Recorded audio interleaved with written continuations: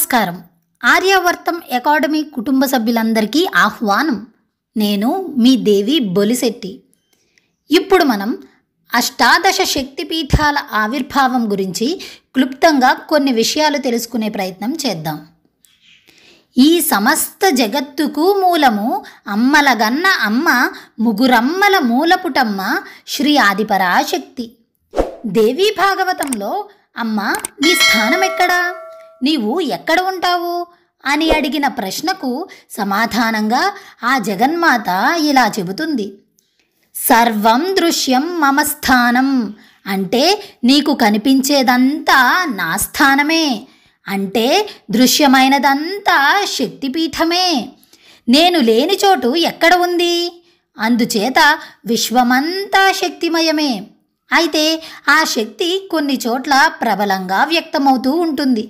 ఆ ప్రదేశాలను పురాణాలు శక్తిపీఠములు అని చెప్పాయి. అయితే ఈ శక్తిపీఠములు ఎన్ని అనే విషయంలో అనేక వాదనలు ఉన్నాయి. దేవీ భాగవతంలో 66 శక్తిపీఠాలుగా చెప్పగా, దేవీ భాగవతానికి ఉపపురాణమైన దేవీ పురాణంలో శక్తిపీఠాలు 51గా చెప్పబడ్డాయి. మత్స్యపురాణంలో 108 శక్తిపీఠాల పేర్లతో అష్టోత్తర శతనామావళి కనబడుతుంది. కామాక్షి విలాసం అనే గ్రంథంలో శక్తిపీఠాలలో 64 పీఠాలు ముఖ్యమైనవని, వాటిలో 18 పీఠాలు ప్రధానమైనవని, వాటిలో 3 క్షేత్రాలు అత్యంత మహిమాన్వితమని చెప్పబడినది. మనకు తెలిసి ప్రాచుర్యంలో ఉన్న లంకాయాం శాంకరీదేవి అనబడే అష్టాదశ శక్తిపీఠ స్తోత్రం కాళికాపురాణం అనే గ్రంథంలో ఉంది. ఈ చరాచర సృష్టి అంతా శక్తిమయమే, కావున ప్రతి చోటు శక్తి కలిగినదే. అందువల్ల మనం కాళికాపురాణంలో చెప్పబడిన 18 శక్తిపీఠాల గురించి క్లుప్తంగా కొన్ని విషయాలు తెలుసుకునే ప్రయత్నం చేద్దాం. ఇక శక్తిపీఠాల ఆవిర్భావానికి సంబంధించిన కథ దేవీ భాగవతంలో చెప్పబడలేదు. శివపురాణం, దేవీ పురాణం, శ్రీమద్భాగవతం మొదలైన గ్రంథాలలో వ్రాయబడినది. బ్రహ్మదేవుల వారు సృష్టి ప్రారంభములో 9 మంది ప్రజాపతులను సృష్టించారు. వారిలో ఒకరైన దక్ష ప్రజాపతి గారు బ్రహ్మదేవుని సలహా మేరకు ఆ పరాశక్తి కోసం తపస్సు చేశారు. ఆ పరాశక్తి అతని తపస్సుకు మెచ్చి ప్రత్యక్షమై వరాన్ని అనుగ్రహిస్తానన్నారు. నీవు నా కుమార్తెగా జన్మించాలని వరం కోరారు దక్ష ప్రజాపతి గారు.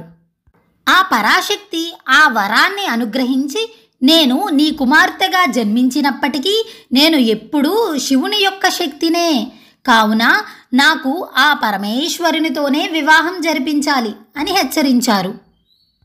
దక్ష ప్రజాపతి గారు సరే అన్నారు.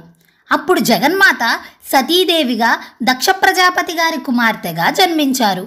ఆమెకు యుక్త వయస్సు రాగానే అప్పటి సంప్రదాయం ప్రకారం స్వయంవరం ఏర్పాటు చేశారు దక్షుల వారు.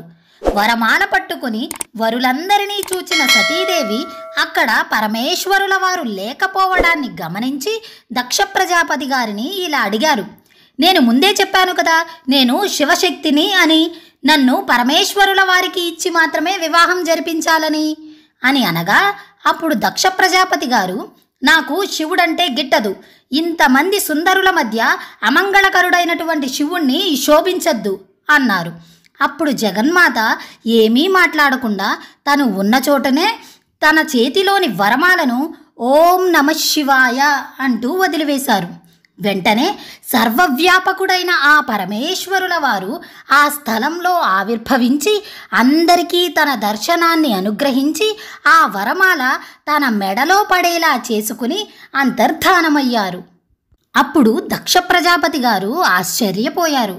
అప్పుడు బ్రహ్మదేవుల వారు, మహావిష్ణువుల వారు ప్రత్యక్షమై దక్ష ప్రజాపతికి నచ్చచెప్పగా దక్షుల వారు సతీదేవిని ఆ పరమేశ్వరుల వారికి ఇచ్చి వివాహం చేశారు.